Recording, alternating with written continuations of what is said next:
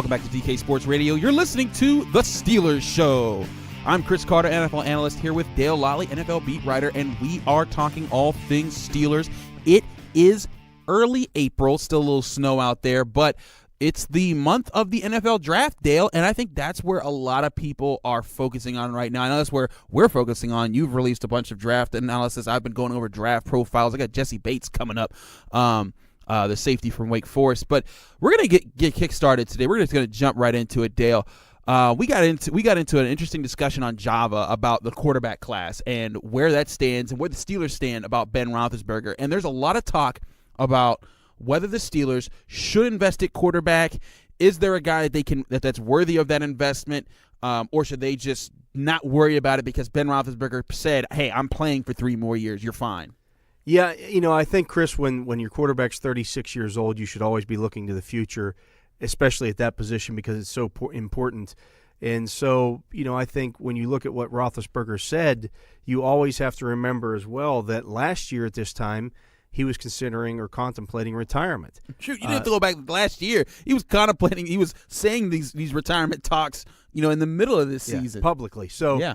You have to be cognizant of that fact. You have to at least look down the road, and if the opportunity comes where you have a chance to draft a quarterback that you think is a capable replacement for Ben Roethlisberger, you have to take it. Right. You have to. I mean, that's just the competent way to run your football team. Now, that being said, there's a lot of big-name quarterbacks in this draft, guys that had success in college or were just being highlighted a lot.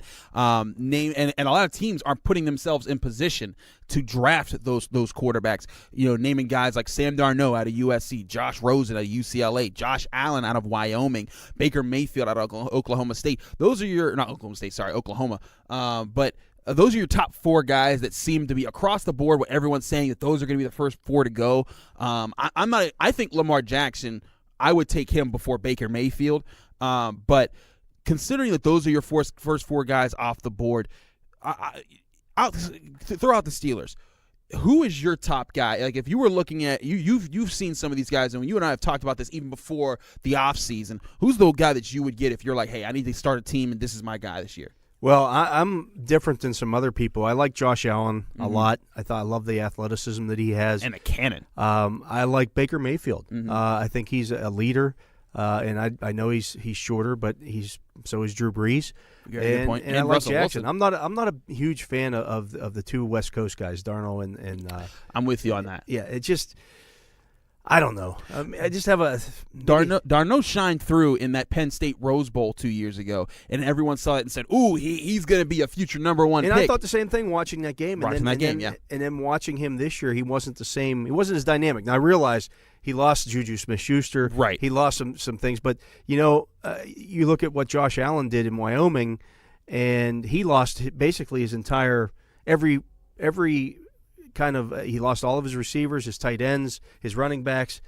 Basically, he was starting over with everybody new, and people said, well, he didn't have as good a year. Well, yeah, that's going to happen because you're at Wyoming. Mm-hmm. But you're at USC. You should have competent replacements for your first And he did have picks. Ronald Jones in the backfield who had a decent year. Right, so I want the athleticism. I like Jackson a lot. Mm-hmm. I don't care how fast he runs. I've seen him play.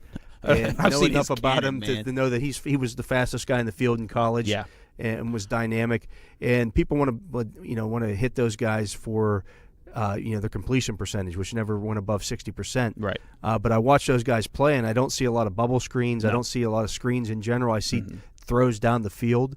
And to me, I see drops. Yeah, and that's the thing. That's the thing. Yeah. When I watch these guys, how many easy throws are they making, and how many of these throws? What style of offense are they playing in? Because if you give me 10 bubble screens every game, my completion percentage should be 65 to 70%. Right. And I think that's the big thing is that when you look at these guys, and I mean, I can tell you I've watched the tape on Josh Allen and Lamar Jackson. Several big throws that they've made, good throws into tight windows, have just been dropped because receivers don't have when it's a real thing. When you say the phrase hearing footsteps, that's a real thing. When you sense someone's around you or you think someone might be near you, you tense up. You approach the ball differently. And when you're not, and it's safe. It's easy for people to say that in the pros and be like, oh, he's not a good receiver. But that's a real thing, especially in college, that a lot of players have to get their psyche through, and that's not something that everyone has. So for both a guy at Wyoming and a guy at Louisville and a down year for Louisville, I think those are real problems that existed for them and reasons why their completion percentage is down. I'm with you. My top two guys are Josh Allen and Lamar Jackson. I know people are high on Baker Mayfield because of how much of a winner he was at Oklahoma. I know people are high on Josh Rosen because he looked like he could process defenses, and people are high on Sam Darnold because he had a few big games. But I feel like these two guys, because of their athleticism, because of their arm strength, and their willingness to test defenses deep, and they don't seem like they lose heart when they do so, that's the mentality I want out of a quarterback and the build that I can take. Well, and the key, too, Chris, is that the Steelers aren't going to be asking these guys to come in and play right away. Right. You're not, you can, people may say, well, they don't read defenses well. Okay. I guarantee you none of those other guys are going to either. Do you remember rookie Ben Roethlisberger? I do, and how they simplified the offense for him and made things easy for him and, basically gave him half the field and those kind of things. So you're going to give this guy at least a year, maybe 2, possibly even 3 years to learn the offense. If you look back at the tape of Aaron Rodgers coming out of the draft, Aaron Rodgers coming out of the draft was not the Aaron Rodgers that we see on the field now. He was a different player. But those couple of years that he spent behind Brett Favre allowed him to progress to be the quarterback that he turned into. Yeah, I completely agree. That being said, quick take before we go. Is a quarterback that you think that is worthy of a first-round pick, is a quarterback going to drop to the Steelers in the first round? I don't think Jackson's going to fall to them. I think it's going to come down to, how much they like the kid from Oklahoma State. And, if they like him and they feel like he's a franchise quarterback of the future, you take him because you don't know when you're going to get that opportunity again. Typically, to get a guy of that stature, you need to be in the top 10. Right. And the Steelers just haven't been there much. They haven't been there at all. Even when they got Roethlisberger, they were 11. They got Roethlisberger at 11. They've been Plexico Burress was their last top 10 pick. Wow, that's crazy. So when you think about it, they don't get into that situation very often. And so if you have the chance to take him, go ahead and do it because that position needs to be filled. You have to be competent at the quarterback position or you can't win. Gosh darn it, Mike Tomlin, you should have some losing seasons. But yeah, we'll be right back to talk some more Steelers football right after this.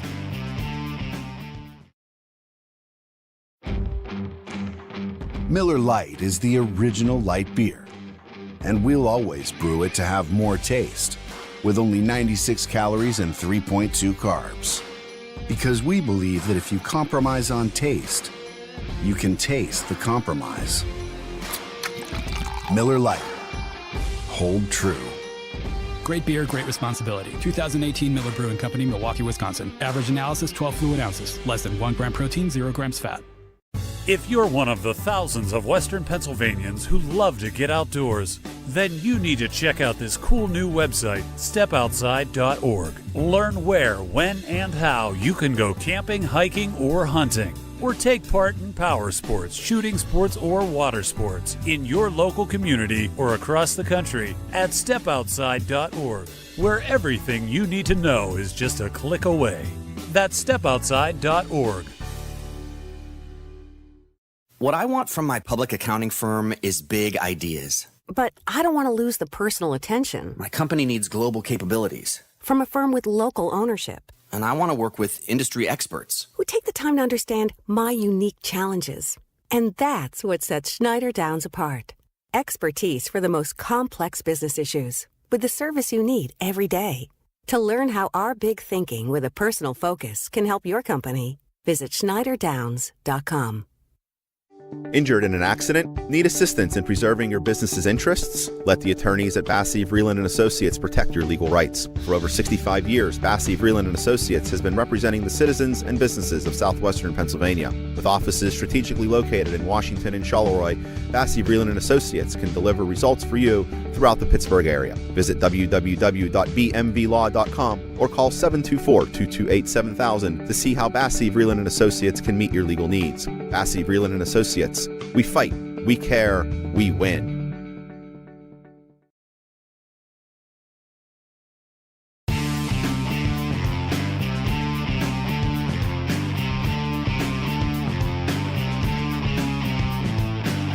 Welcome back to DK Sports Radio. This is the Steelers Show.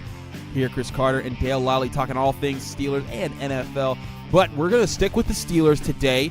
We just got done talking about quarterbacks, but Dale, news that you reported a little bit earlier was that the Steelers signed veteran running back Stevan Ridley to a 1-year deal. Now, people remember Stevan Ridley was brought in late in the season to replace the depth spot that James Conner left when he got hurt. He performed pretty well, I thought, for a guy that had been on the couch for quite some time. He's a former Patriot running back, if people don't remember. Had a case of the drop season, fumbles. But had a 1,200-yard season. He did have a 1,200-yard season. And that's the thing, is like he runs hard. And you saw that in the Texans game and the Browns games, which he played, is that this guy runs hard. What did you think about this pickup? Is it the depth piece that makes them say, you know what, we don't got to draft a running back in the 5th round or something like that, or the 3rd round to say that we need a number 2 guy behind Bell in case he gets hurt? Well, I think it lessens the need. I don't know necessarily that they're going to ignore the position in the draft, Chris, because I think if the opportunity comes there to take a guy at a position where they have or are perceived to have been stacked at, like wide receiver last year. I mean, nobody thought Juju was coming. Nobody saw that pick coming last year when they made it, but I think they had a high grade on him. They had a basically in their top 40 guys, and you're sitting there at the end of round 2, and he's still available, and so you take him, and you make a position of strength even stronger. Yeah. The situation with Le'Veon Bell, though, is an interesting one in that, they're going to pay him $14.5 million this year, or presumably sign him to a long-term contract, one of those two things. And so if you're paying him that kind of money, you're doing so with the thought that he's going to go out and get 400 touches again this year. Yeah. You're not going to pay him $14.5 million and then have him split time with a first-round rookie running back. So, I think they were comfortable with what they have at the running back position. You bring back Stevan Ridley and allow him to compete with James Conner. I think Fitzgerald Toussaint wasn't going to do that. Nah. And not, even if you draft a rookie running back, let's say in the 5th round, maybe he competes with James Conner a little bit. But I think you need to push Conner. You need to keep him on the football field. And I think that's the biggest thing about James Conner at this point, is that he hasn't been able to stay on the football field consistently. Which has been his problem. I mean, since his college days. I mean, as much as everyone loves Conner, I mean, I respect the guy. I mean, he's put a lot of work in. He seems like a really good player and a good person. But at the same time, I mean, you can't make the club from the tub. Yeah, and that's a situation that you want to see him. You want to see more from him, and to see more from him, you have to push him. So I think bringing Ridley back gives you that opportunity to do that, and it lessens the need to go out and draft a guy early. Quite frankly, if they're going to draft a guy to replace Le'Veon Bell, that's going to happen next year. When Le'Veon Bell might be gone. Right. You're not going to go into this and say, okay, we're going to go sign Le'Veon Bell's replacement and then sit him on the bench all year. It just doesn't make any sense. It doesn't make sense, especially when you're in a position where I play the law of averages says there's going to be a really good player at that point in the draft that at a position that you can use. If all and this is one thing that I've been going over in with the numbers and the team needs and et cetera, et cetera. If Lamar Jackson doesn't fall to you, that's because people took 5 quarterbacks in the earlier part of the draft. Right, that pushes other positions down. Exactly, and it pushes a position like inside linebacker where there's 4 guys I grade: Roquan Smith, Tremaine Evans, Leighton Vander Esch, and Rashawn Evans as first-round guys. If all 4 of those guys are, well, that's 9 picks off right there, and that's not counting people like Quentin Nelson, like Calvin Ridley, like Bradley Chubb. People are looking at it and saying, yeah, those are definite first-round grade guys. And you get to a point where you're like, eventually, a Justin Reed, a guy out of Stanford, who I think is the 3rd best safety in the draft behind Minka Fitzpatrick and Derwin James. He ran a 4.4 flat, is a pure center field safety, as well as a guy that can play in the slot. 6'1", 205 pounds. And he's the perfect build. If that falls in the first round, I'm taking that. I mean, that's what I'm saying. If the reverse happens, if he's gone, then I think a linebacker's there. Or if they're both gone, I think there's going to be a quarterback there or something along those lines. I think that the thing is, running back, you don't have to reach right now to do that, because there's going to be a talented player at one of those skill positions you can see the Steelers adding to, or even, like you brought up in your article, maybe an offensive lineman or a defensive lineman that's really, really good, but because of all the skill players falling off the board, they just got overlooked, and they just say, hey, you know what, we'll take that, Buffalo. Yeah, win the battle in the trenches, and especially in offensive line, when you look at the age of those guys that they have up front, the contract status of Ramon Foster, I could see them taking a guy and allowing him to kind of sit and watch this year, knowing that at times you're going to need him to fill in and step in and play. And you saw that. I mean, Chris Hubbard had to step in at tackle. B.J. Finney saw a lot of replacement time for Foster, and B.J. Finney's the other guy. He's up for a contract, and it's a similar thing. B.J. Finney, he's looked really, really good as a backup guy in the center. But I think you'd rather have him as your backup guy because he's your swing center and guard. But here's the thing: is if you have a guy like that that's testing free agency. I mean, we just saw Chris Hubbard, a guy who was, up until this year, a mediocre tackle. He was a guy people were cutting in camp 2 years ago. Yeah, and now all of a sudden he's getting just made $36 million. It's ridiculous. And you look, and it's not ridiculous, I'm saying, but it's to the kind of jump that he got. Imagine what B.J. Finney would get on an open market if someone was like, hey, I need a guard, and he looked decent for the Steelers. I saw him maul some guys. I'm going to pick him up. And the Steelers can't afford to challenge anybody over a backup guard when it comes to their salary cap space when they're trying to sign Le'Veon Bell, and they'll have to make a decision on Ryan Shazier and Bud Dupree and Martavis Bryant and all these guys that are contributors right now to the starting lineup.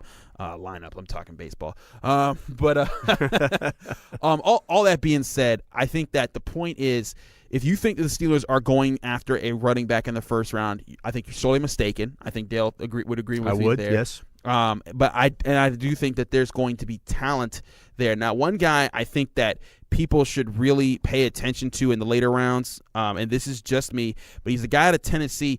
He's not going to John Kelly's his name. He's about 5'10". He's tiny, but he ran a faster 40 time than Alvin Kamara, had a higher yards per average on a worse team.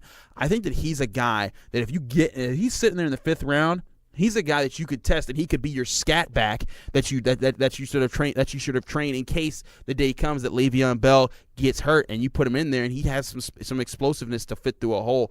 But again, I'm not taking that guy until I've addressed my top 3 needs in the first 3 rounds. Yeah, unless you're taking a quarterback. Right, and that's the wild card for everything that the Steelers do this offseason. If the quarterback that they like is there, then you take that over the quote-unquote needs, which they've already filled in free agency. Gotcha. Well, there you have it. That's Dale and I talking Steelers talk. Thanks for listening to the Steelers show here on DK Sports Radio. Be sure to stay tuned with us, as well as stay tuned to DKPittsburghSports.com for all our great content. We got a lot of stuff coming up. Dale and I are working on all things draft until April 26th, when those first-round picks start flying off the board. But from Dale Lolley and Chris Carter, you've been listening to the Steelers show.